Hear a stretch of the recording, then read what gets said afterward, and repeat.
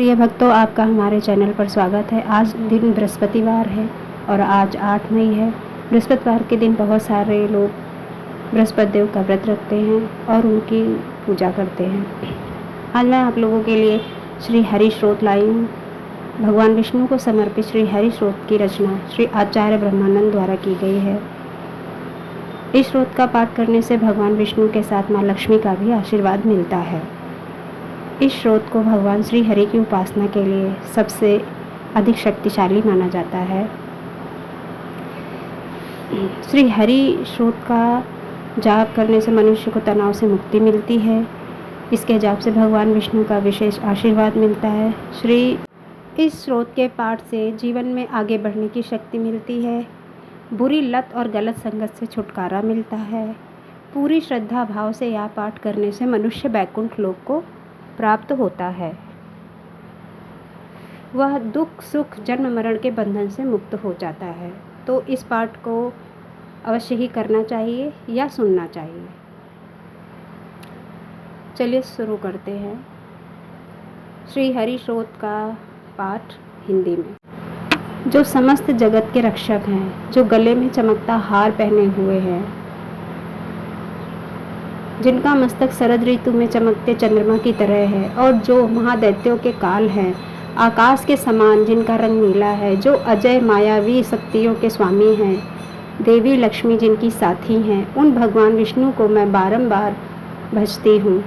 जो सदा समुद्र में वास करते हैं, जिनकी मुस्कान खिले हुए पुष्प की भांति है, जिनका वास पूरे जगत में है, जो 100 सूर्यों के समान प्रतीत होते हैं, जो गदा चक्र और शस्त्र अपने हाथों में धारण करते हैं, जो पीले वस्त्रों में सुशोभित हैं और जिनके सुंदर चेहरे पर प्यारी मुस्कान है, उन भगवान विष्णु को मैं बारंबार भजता हूँ। जिनके गले के हार में देवी लक्ष्मी का चिन्ह बना हुआ है, जो वेद वाणी के सार हैं, जो जल में विहार करते हैं और पृथ्वी के भार को धारण करते हैं, जिनका सदा आनंद में रूप रहता है और मन को आकर्षित करता है, जिन्होंने अनेकों रूप धारण किए हैं, उन भगवान विष्णु को मैं बारंबार भजता हूँ। जो जन्म और मृत्यु से मुक्त हैं, जो परमानंद से भरे हुए हैं, जिनका मन हमेशा स्थिर और शांत रहता है, जो हमेशा नूतन प्रतीत होते हैं, जो इस जगत के जन्म के कारक हैं, जो देवताओं की सेना के रक्षक हैं और जो तीनों लोकों के बीच सेतु है, उन भगवान विष्णु को मैं बारंबार भजता हूँ। जो वेदों के गायक हैं, पक्षी राज गरुड़ की जो सवारी हैं, जो मुक्तिदाता हैं और शत्रुओं का जो मान हारते हैं, जो भक्तों के प्रिय हैं, जो जगत रूपी वृक्ष की जड़ हैं और जो सभी दुखों को निरस्त कर देते हैं, मैं उन भगवान विष्णु को बारंबार भजता हूँ।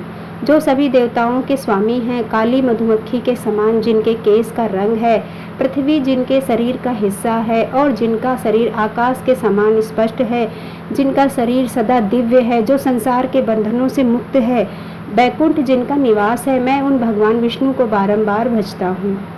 जो देवताओं से सबसे बलशाली हैं, त्रिलोकों में सबसे श्रेष्ठ हैं, जिनका एक ही स्वरूप है, जो युद्ध में सदा विजय हैं, जो वीरों में वीर हैं, जो सागर के किनारे पर वास करते हैं, उन भगवान विष्णु को मैं बारंबार भजता हूँ।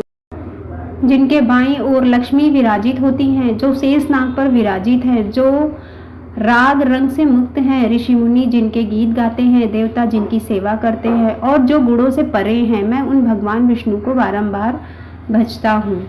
भगवान हरि का यह अष्टक, जो कि मुरारी के कंठ की माला के समान है, जो भी इस सच्चे मन से पढ़ता है वह वैकुंठ लोक को प्राप्त होता है। वह दुख शोक जन्म मरण के बंधन से मुक्त हो जाता है। इति श्री हरि श्रोतम संपूर्णम। चलिए अब हम सुनते हैं श्री सत्यनारायण कथा का प्रथम अध्याय।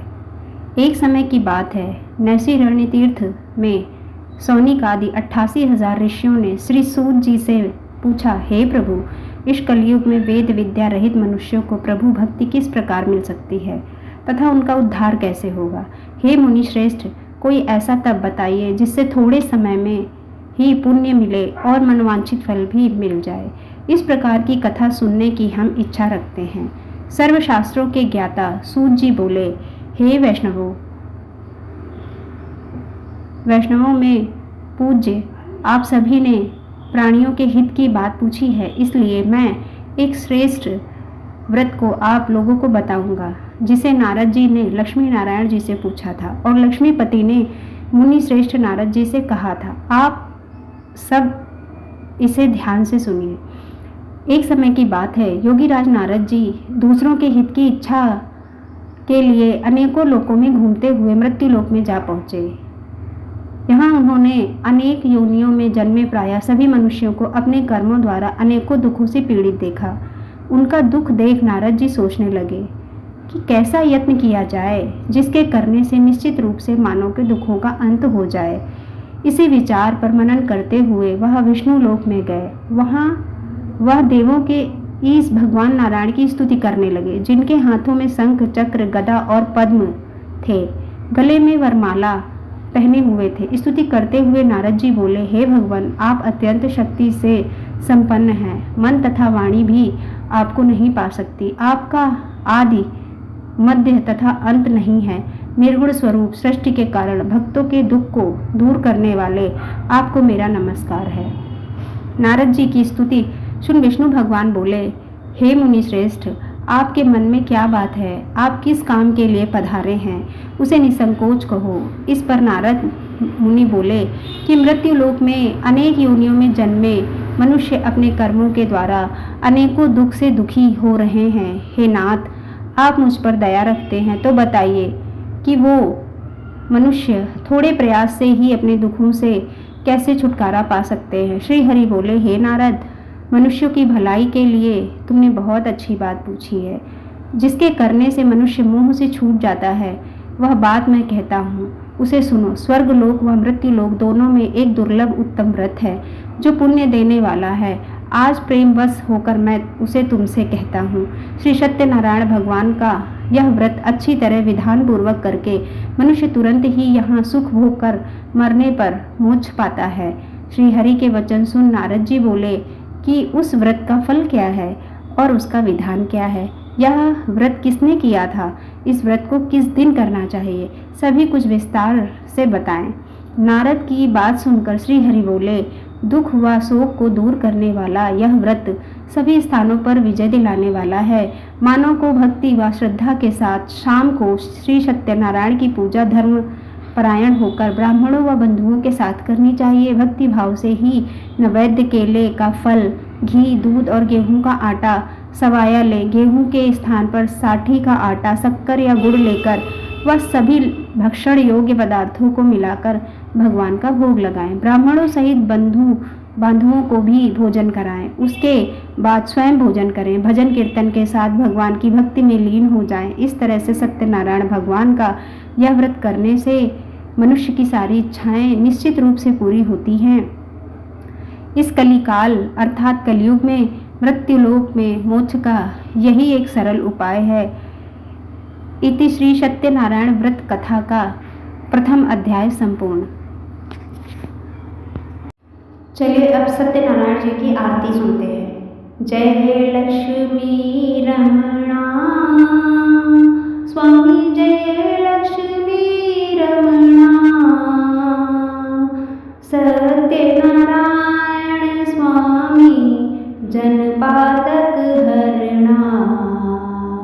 ओम जय लक्ष्मी रमणा, जय लक्ष्मी रमणा स्वामी, जय लक्ष्मी रमणा। रत्न जड़ित सिंहासन अद्भुत छवि राजे, नारद कर निराजन घंटा ध्वनि बाजे। ओम जय लक्ष्मी रमणा स्वामी, जय लक्ष्मी रमणा। प्रकट भय कलि कारण, प्रकट भय कलि कारण, द्विज को दर्श दियो। बूढ़ा ब्राह्मण बनकर कंचन महल कियो।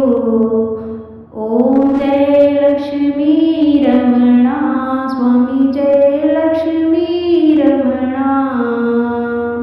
दुर्बल भी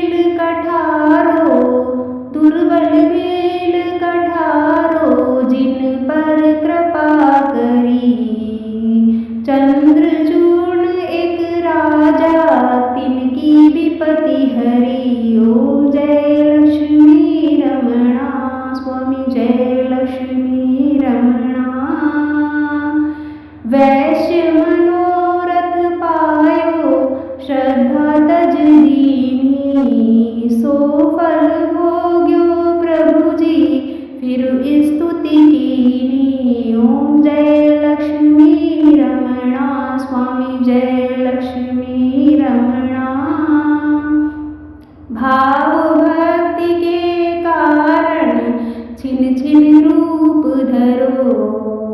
श्रद्धा धारण कीन्ही तिनको काज सरयो।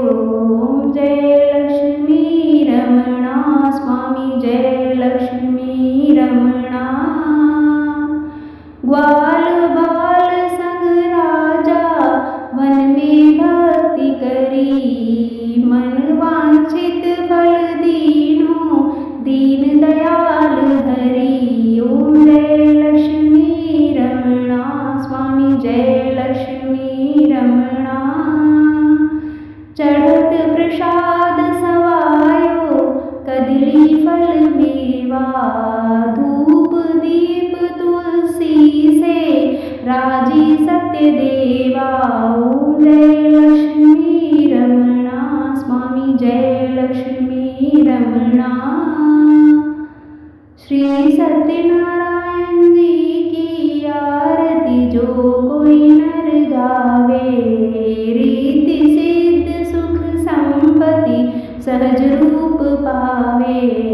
जय लक्ष्मी रमणा स्वामी जय लक्ष्मी रमणा। सत्यनारायण स्वामी जनपातक हरणा। ओम जय लक्ष्मी रमणा। बोलो सत्यनारायण जी की जय। अब श्री सत्यनारायण जी के बीज मंत्र का जाप करते हैं 11, 21 या 108 पर। ओम श्री सत्यनारायणाय नमः। ओम श्री सत्यनारायणाय नमः। ओम श्री सत्यनारायणाय नमः। ओम श्री सत्यनारायणाय नमः। ओम श्री सत्यनारायणाय नमः। ओम श्री सत्यनारायणाय नमः। ओम श्री सत्यनारायणाय नमः। ओम श्री सत्यनारायणाय नमः। ओम श्री सत्यनारायण नमः। ओम श्री सत्यनारायण नमः। ओम श्री सत्यनारायण नमः। ओम श्री सत्यनारायण नमः। ओम श्री सत्यनारायण नमः। ओम श्री सत्यनारायण नमः।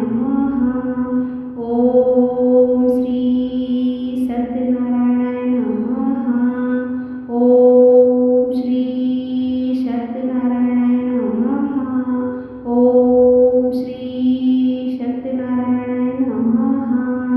ओम श्री सत्यनारायण नमः। ओम